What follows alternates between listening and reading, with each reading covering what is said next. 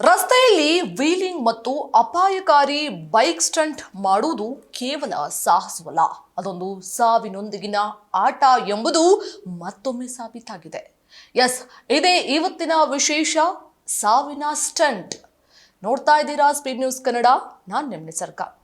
ಕಳೆದ 3 ವರ್ಷಗಳಲ್ಲಿ ರಾಜ್ಯದಾದ್ಯಂತ ಅಪ್ರಾಪ್ತರು ಮತ್ತು ಯುವಕರ ಈ ಜೀವನದ ಹಂಗಿಲ್ಲದ ಆಟಕ್ಕೆ ಬರೋಬ್ಬರಿ 27 ಮಂದಿ ಬಲಿಯಾಗಿದ್ದಾರೆ. ಬೈಕ್ ಸ್ಟಂಟ್ ಮತ್ತು ಅಕ್ರಮ ಚಾಲನೆಗೆ ಸಂಬಂಧಪಟ್ಟಂತೆ ಪೊಲೀಸರು ದಾಖಲಿಸಿರುವ ಪ್ರಕರಣಗಳು ಒಂದಲ್ಲ ಎರಡಲ್ಲ, ಬರೋಬ್ಬರಿ 1805 ದಾಖಲೆಗಳು. ಇದರಿಂದ ಬಂದಿರುವುದು ಬರೋಬ್ಬರಿ 1.77 ಕೋಟಿ ರೂಪಾಯಿ ಹಣ ದಂಡವನ್ನ ವಸೂಲಿ ಮಾಡಿದ್ದಾರೆ. ವಿಶೇಷವೇನೆಂದ್ರೆ, ಅಪ್ರಾಪ್ತರಿಗೆ ವಾಹನ ನೀಡುವ ಪೋಷಕರ ವಿರುದ್ಧ ಈಗ ಪೊಲೀಸರು ಕಠಿಣ ಕ್ರಮವನ್ನ ಜರುಗಿಸಿದ್ದು, ಬೆಂಗಳೂರು ನಗರ ಒಂದರಲ್ಲೇ ಸ್ಟಂಟ್ ಮಾಡಲೆಂದೇ ಗುರುತಿಸಿಕೊಂಡಿರುವಂತಹ 37 ಹಾಟ್ಸ್ಪಾಟ್ಗಳ ಮೇಲೆ ತೀವ್ರ ನಿಗಾವನ್ನ ವಹಿಸಲಾಗಿದೆ.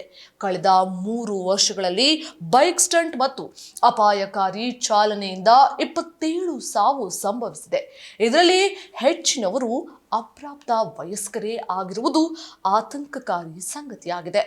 ಬೆಂಗಳೂರು ಇನ್ನು ಏನೇನಾಗ್ತಾ ಇದೆ ಅನ್ನುವಂಥದ್ದನ್ನ ನೋಡೋದಾದ್ರೆ, ಬೆಂಗಳೂರೇ ಅಪಾಯಕಾರಿ ಸ್ಥಾನದಲ್ಲಿ ಇದೆ. ಯಾಕಂತ ಹೇಳಿದ್ರೆ, ಬೆಂಗಳೂರಿನಲ್ಲಿ ಚಾಲನೆ ಪ್ರಕರಣಗಳಲ್ಲಿ ರಾಜಧಾನಿ ಬೆಂಗಳೂರು ಅಗ್ರಸ್ಥಾನದಲ್ಲಿದ್ದು, ನಗರದಲ್ಲಿ ಕಳೆದ 3 ವರ್ಷಗಳಲ್ಲಿ ಪ್ರಕರಣಗಳ ಸಂಖ್ಯೆ 240ರಿಂದ 632ಕ್ಕೆ ಏರಿಕೆಯಾಗಿದೆ. ಅಪ್ರಾಪ್ತ ಮಕ್ಕಳಿಗೆ ಬೈಕ್ ನೀಡುವ ಪೋಷಕರ ವಿರುದ್ಧ ಭಾರತೀಯ ನ್ಯಾಯ ಸಂಹಿತೆ ಮತ್ತು ಮೋಟಾರ್ ವಾಹನ ಕಾಯ್ದೆ ಪ್ರಕರಣ ದಾಖಲಿಸಿ ವಾಹನಗಳನ್ನ ಜಪ್ತಿ ಮಾಡಲಾಗಿದೆ. ಕಳೆದ 3 ವರ್ಷಗಳಲ್ಲಿ ಅಪಾಯಕಾರಿ ಚಾಲನೆ ಮತ್ತು ಬೈಕ್ ಸ್ಟಂಟ್ಗಳಿಗೆ ಸಂಬಂಧಿಸಿದಂತೆ ಒಟ್ಟು 1805 ಪ್ರಕರಣಗಳು ದಾಖಲಾಗಿವೆ.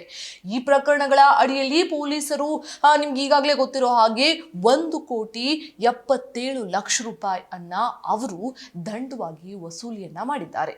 ಅಕ್ರಮವಾಗಿ ಮತ್ತು ಅಪಾಯಕಾರಿ ಚಾಲನೆ ಪ್ರಕರಣದಲ್ಲಿ ನಮ್ಮ ಬೆಂಗಳೂರು ಮೊದಲ ಸ್ಥಾನದಲ್ಲಿದ್ದರೆ, ಮೈಸೂರು ಮತ್ತು ತುಮಕೂರು, ಕೊಡಗು ನಂತರದ ಸ್ಥಾನಗಳಲ್ಲಿದೆ.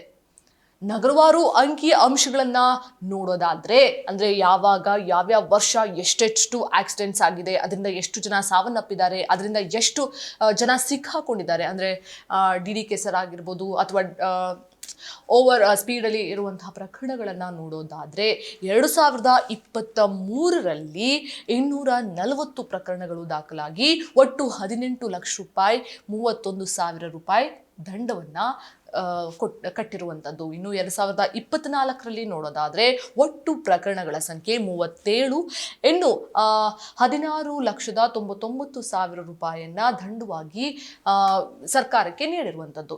ಇನ್ನು 2025ರಲ್ಲಿ ನೋಡೋದಾದ್ರೆ 632 ಪ್ರಕರಣಗಳು ತಲೆದೂಗಿದ್ದು 15 ಲಕ್ಷ ರೂಪಾಯಿ ದಂಡವನ್ನ ಪೊಲೀಸರ ಕಠಿಣ ಕ್ರಮಗಳೊಂದಿಗೆ ಸರ್ಕಾರಕ್ಕೆ ದಂಡವನ್ನ ವಿಧಿಸಿರುವಂಥದ್ದು. ಇನ್ನು ಈ ಒಂದು ವಿಚಾರಕ್ಕೆ ಸಂಬಂಧಪಟ್ಟಂತೆ ಪೋಷಕರಿಗೆ ಯಾವ ರೀತಿಯಾದಂತಹ ಒಂದು ಎಚ್ಚರಿಕೆಯನ್ನ ಕೊಟ್ಟಿದ್ದಾರೆ ಅಂತ ನೋಡೋದಾದ್ರೆ, ಅಪ್ರಾಪ್ತರು ವಾಹನ ಚಾಲನೆಯನ್ನ ಏನಾದರೂ ಮಾಡಿದ್ರೆ ಕೇವಲ ಅವರೊಬ್ಬರಿಗೆ ರೆಸ್ಪಾನ್ಸಿಬಿಲಿಟಿ ಇರಲ್ಲ, ಅವರ ತಂದೆ ತಾಯಿ, ಅವರಿಗೆ ವಾಹನವನ್ನ ನೀಡುವಂತಹ ತಂದೆ ತಾಯಿಗಳ ವಿರುದ್ಧವೂ ಈ ಒಂದು ಕೇಸ್ಗೆ ಸಂಬಂಧಪಟ್ಟಂತೆ ಅವ್ರಿಗೂ ಕೂಡ ಕೇಸ್ ಆಗುತ್ತೆ, ಅವ್ರ ಮೇಲೂ ಕೂಡ ಕೇಸ್ ಆಗುತ್ತೆ. ಯಾಕಂತ ಹೇಳಿದ್ರೆ, ತಂದೆ ತಾಯಿ ಕೊಡೋದ್ರಿಂದನೇ ಮಕ್ಕಳು ಗಾಡಿಯನ್ನ ತೆಗೆದುಕೊಂಡು ಹೊರಗಡೆ ಬರುವಂಥದ್ದಾಗಿರ್ಬೋದು.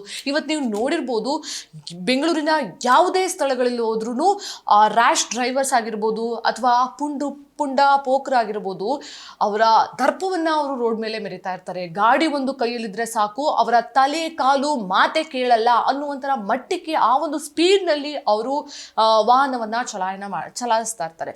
ಸೊ ಹೀಗಾಗಿ ಮಕ್ಕಳ ಜೀವಕ್ಕೆ ತಂದೆ ತಾಯಿ ಬಹಳ ಜವಾಬ್ದಾರಿಯನ್ನ ವಹಿಸ್ಬೇಕಾಗತ್ತೆ. ಯಾಕಂತ ಹೇಳಿದ್ರೆ, ಮಕ್ಕಳು ಕೇಳಿದ್ರು ಅಂತ ಅವ್ರಿಗೆ ಇಷ್ಟ ಬಂದಿದ್ದ ಗಾಡಿ ಕೊಡ್ಸೋದು, ಅವ್ರಿಗೆ ಕೇಳಿದ್ರು ಅಂತ ಅವ್ರು ಕೇಳ್ದಂಗೆಲ್ಲ ಕುಣಿದ್ರೆ ನಿಜಕ್ಕೂ ನಿಮಗೂ ನಿಮ್ಮ ಮಕ್ಕಳನ್ನ ಕಳೆದುಕೊಳ್ಳುವಂತ ಸ್ಥಿತಿ ನಿರ್ಮಾಣವಾಗಿ ಹೋಗ್ಬೋದು. ಯಾಕಂತ ಹೇಳಿದ್ರೆ, ಬೆಂಗಳೂರು ಅಂತ ಅಂದ ತಕ್ಷಣ ನಮ್ಮ ತಲೆಗೆ ಬರೋದೇ ಈ ಒಂದು ಊರಿನಲ್ಲಿ ಇರುವಂತಹ ಟ್ರಾಫಿಕ್. ಈ ಒಂದು ಊರಿನಲ್ಲಿ ಇರುವಂತಹ ವಾಹನಗಳು.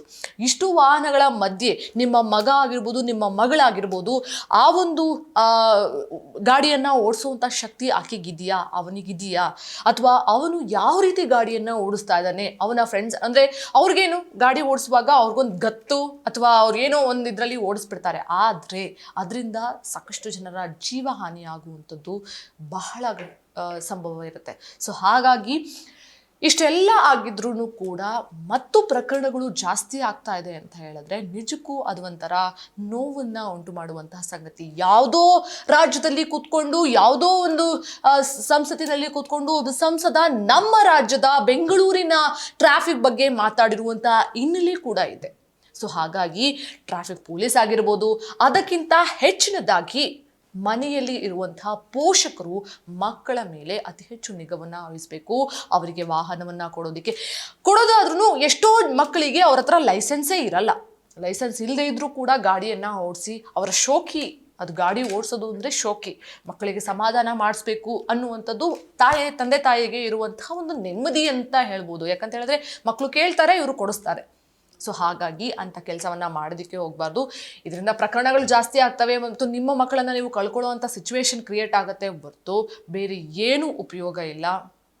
ಸೊ ಹಾಗಾಗಿ ಲೈಸೆನ್ಸ್ ಇರಲಿ, ಅವರಿಗೆ ಗಾಡಿಯ ಮೇಲೆ ಮತ್ತು ಜೀವನದ ಮೇಲೆ ಸಾಕಷ್ಟು ಜವಾಬ್ದಾರಿ ಬಂದ ನಂತರ ಅವ್ರಿಗೆ ಗಾಡಿಯನ್ನು ಕೊಟ್ಟರೆ ಎಲ್ಲ ರೀತಿಯಲ್ಲೂ ಒಳ್ಳೆಯದಾಗತ್ತೆ ಅನ್ನುವಂಥದ್ದು.